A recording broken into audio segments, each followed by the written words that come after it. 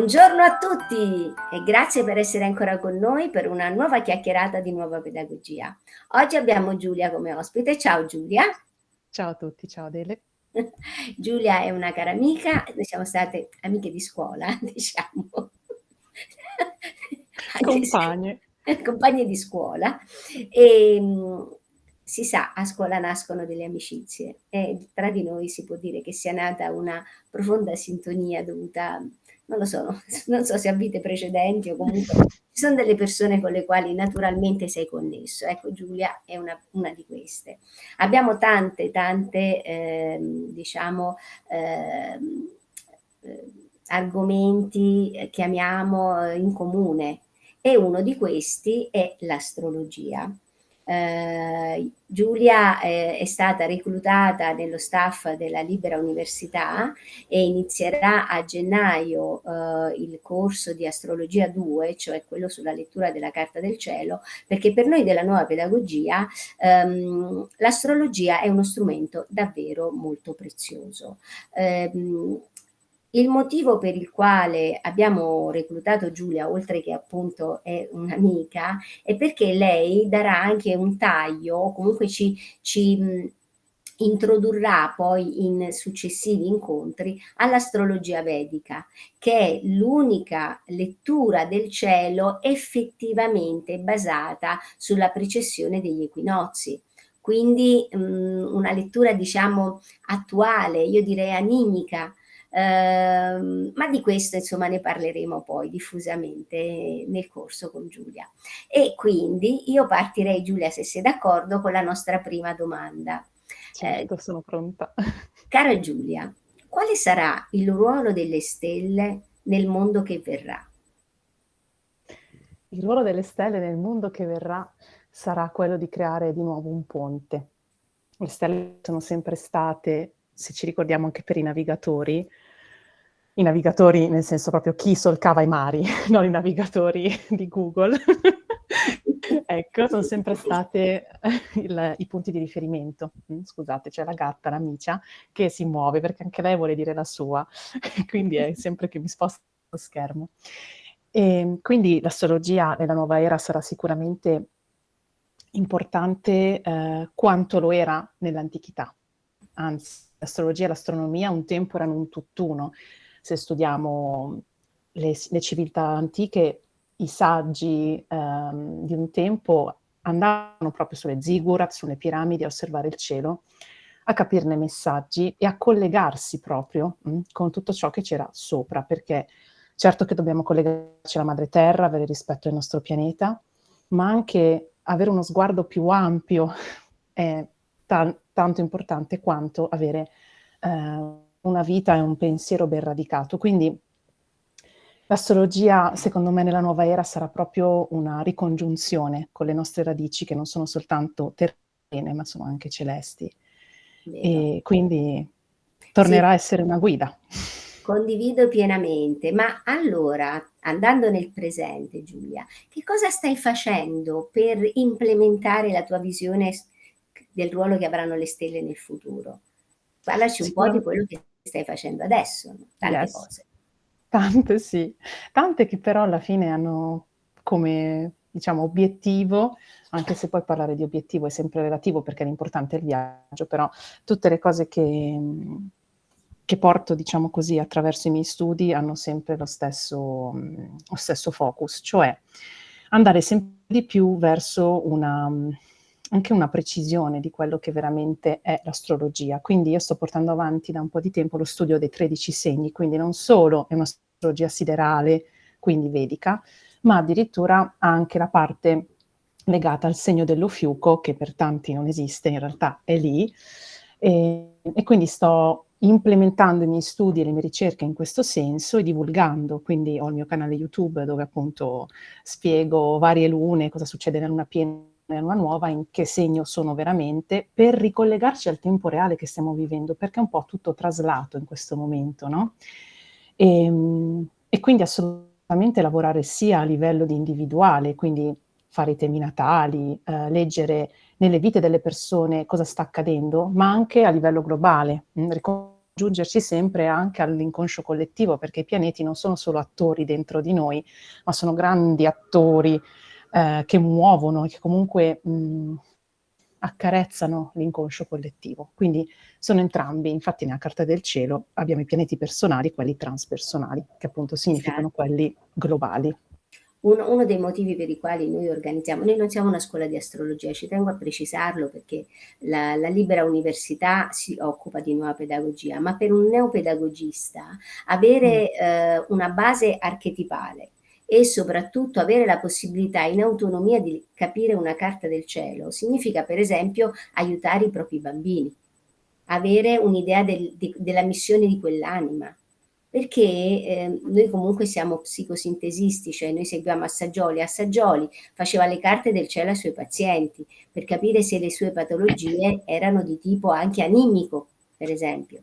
Quindi diciamo che è un mare magnum l'astrologia che non può mancare nella biblioteca di un neopedagogista, cioè delle nozioni base devono essere fatte. Ma la domanda che mi sorge spontanea adesso è: ma da bambina, cara Giulia, Mm. quando ti sei accorta di avere questa missione, questo impulso verso le stelle?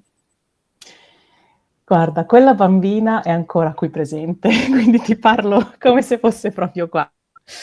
Io amavo tantissimo quando andavo al mare coi miei genitori, noi andavamo sempre al mare in campeggio, quindi una vita molto spartana, rurale, e io amavo tantissimo entrare nell'acqua, la sera e cantare alle stelle.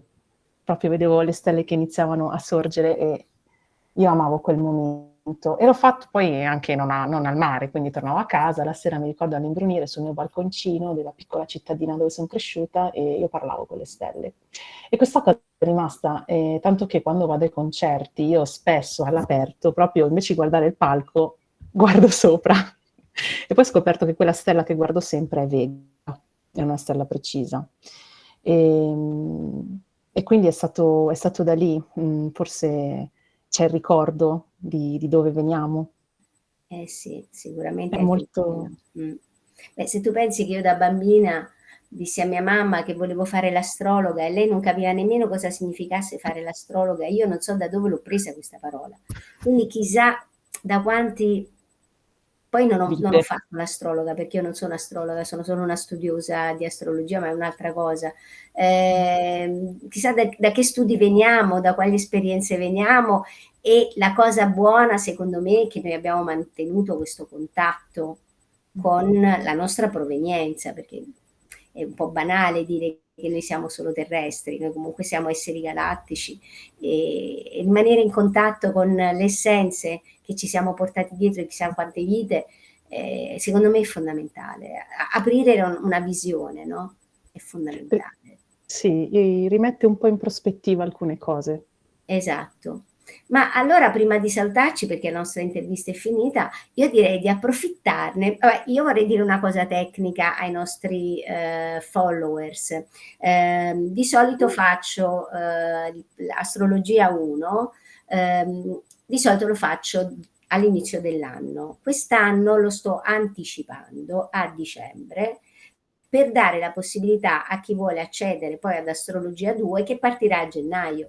Quindi chiunque di voi fosse interessato ci contatti alla solita mail che mettiamo sempre nella descrizione per fare poi tutto il percorso, perché così quando inizierete con Giulia avrete già delle nozioni che la avvantaggeranno, perché se no lei deve ricominciare da capo e lei in realtà ha solo 12 incontri, uno al mese, per poter farvi una panoramica di lettura della Carta del Cielo in autonomia. Allora Giulia, dacci qualche anticipazione delle tue modalità di conduzione di questo percorso. Sì, un po' i temi Sì, possiamo dire. certamente. Allora, sicuramente affronteremo gli aspetti planetari, cioè i dialoghi tra le stelle. Per reggere un tema natale, la prima cosa scusate, ma la Micia è proprio ti piace tanto Adele alla Micia, è qua che fa delle pose che tu non ti puoi immaginare. Cioè, Bello. E chi seguirà il corso, tranquilli che avete anche un po' di pet therapy a distanza. Va bene. Così.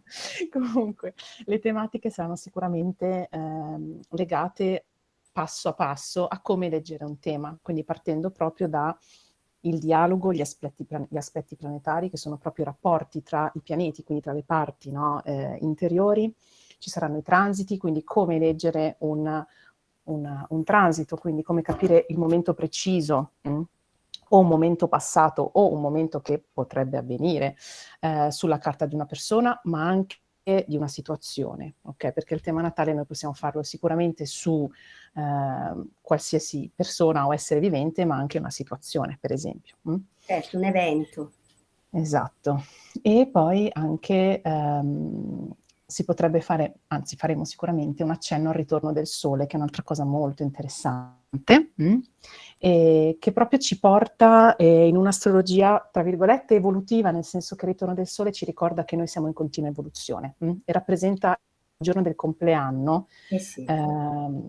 e proprio ci riporta a vedere come c'è un punto fermo dentro di noi, ma tutto il resto ruota, e come ci stiamo aggiornando, proprio come dei computer con i sistemi operativi, come ci aggiorniamo e come alcune fasi della nostra vita si susseguono ad altre. Quindi vediamo proprio il fil rouge come una collana di perle, no? Col ritorno del sole, che uso spesso e lo trovo veramente molto bello. Quindi vediamo da dove siamo partiti, il tema natale di base, e poi anche alcuni strumenti per leggere proprio il ritorno del sole, ovviamente. Molto molto bene. Io prima di salutarti e di salutare i nostri amici, vorrei ricordarti che tu hai un invito per venire da noi a Campo Tagore in estate, ma per fare una cosa ancora più particolare. Ti ho chiesto di farci un seminario sul canto sciamanico perché voi non sapete, Giulia, che cos'è quando ha un tamburo sciamanico in mano, è uno spettacolo. Quindi stare con lei e acquisire questo strumento, secondo me, è veramente una cosa molto particolare, è un dono che tu hai Grazie. e che è bello condividere. Va bene Giulia, allora Grazie. senti, è stato bellissimo rivederti di nuovo e spero di rivederti dal vivo a breve e poi niente, diamo il tempo ai nostri amici di farsi una programmazione per poter poi partecipare sia ad Astrologia 1, gli archetipi, che ad Astrologia 2, la lettura della carta del cielo, in attesa poi di fare un approfondimento sull'astrologia siderale, che sarebbe quella vedica. Ti ringrazio Grazie a te Adele, grazie a tutti. e a presto. Arrivederci a tutti.